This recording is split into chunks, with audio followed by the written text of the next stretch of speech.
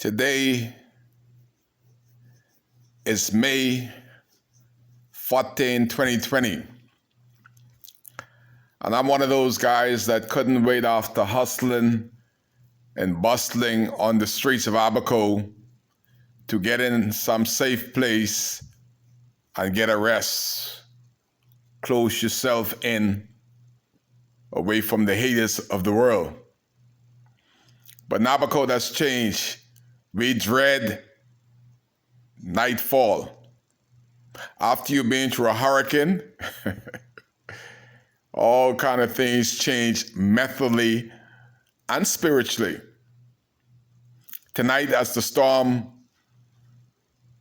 pushes through Abaco and indeed the Bahamas, there's a lot of sleepless people gonna be in Abaco tonight. And the only thing they're praying for is from some sunlight to go outside to assess the damage. Nobody want to be in an enclosed place when a storm is blowing. You're in those trailers, and when the wind blow on a normal day, they moan like that. That is nerve-wracking, compounded with the thunder, lightning, and the rain beating upon you.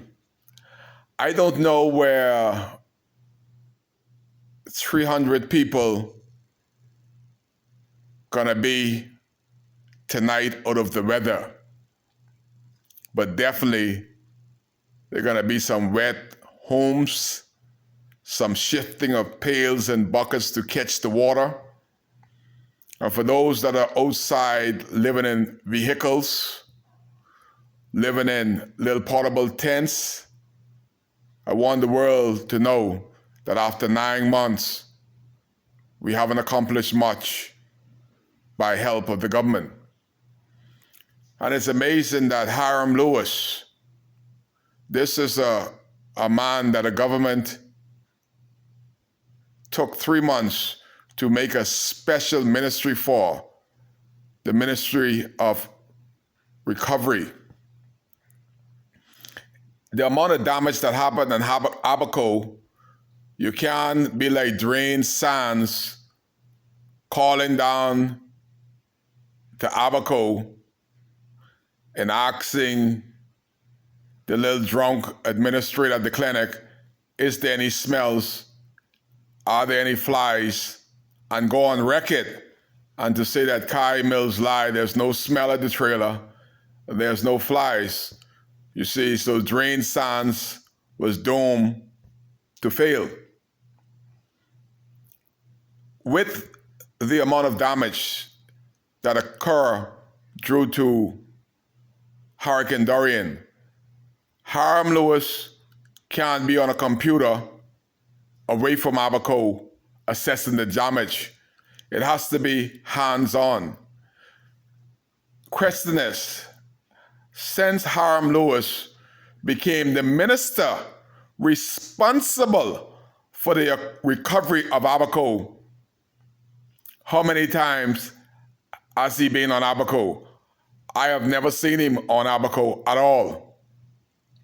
Either I catch him when they come in, when they go in. You always know when government people here, they have 50 cars behind them and in front of them because now they are becoming big shots and doing nothing. But Hiram Lewis need to be hands-on. The high school, it is the same way it's been 9 months earlier, since September 1st. The only difference in the high school is some persons came and did some cleanup. But since that, as you can see in the videos, the trees has grown up, debris is all over. So obvious there has been nobody, and I'm telling you, but nobody from the Ministry of Works nor the Disaster Committee has been by the high school to assess the damages and to make sure that is hurricane ready. If Hiram Lewis say that the high school is ready, he needs to come spend hurricane there by himself. Maybe he'll catch some sense. The only school, the primary school, has had some work done because of the Americans. The government of the Bahamas want people to repatriate back to Abaco when you had in the primary school over 700 kids, in the high school over 600 kids. How is Abaco gonna come back to some type of normalcy after 9 months? The government of the Bahamas haven't deemed the school's priority. That little pretty talking minister of education, all he is a bunch of talk. He is absolutely useless. Most of the time you see him in House Assembly sleeping. Must be can't get no rest home. But this guy have not issued one contract, to my knowledge, to date, to rebuild, nor to refurbish the school going into 1 year. What is this FNM government prioritizing? What is important to them to fix after Hurricane Dorian? To date, nothing. The Prime Minister's office in the center of Marshaba haven't been touched to date. The Prime Minister's office, we still have to use the back entrance to go through and to the Prime Minister's office. 9 months in, the Prime Minister forgot to give a contract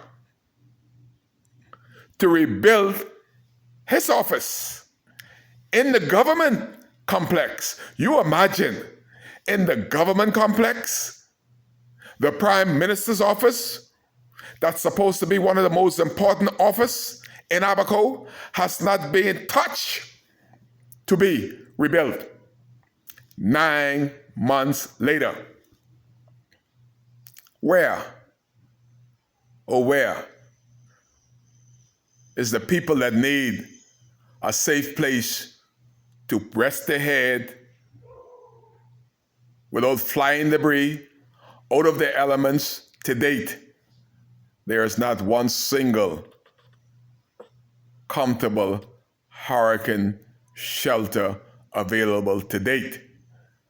And it's not priority on any government agency list to make one place hurricane ready, hurricane proof for the residents of Abaco that's living outdoors in a tent that can't stand 10 knots wind, in old cars, without any electricity, without any water.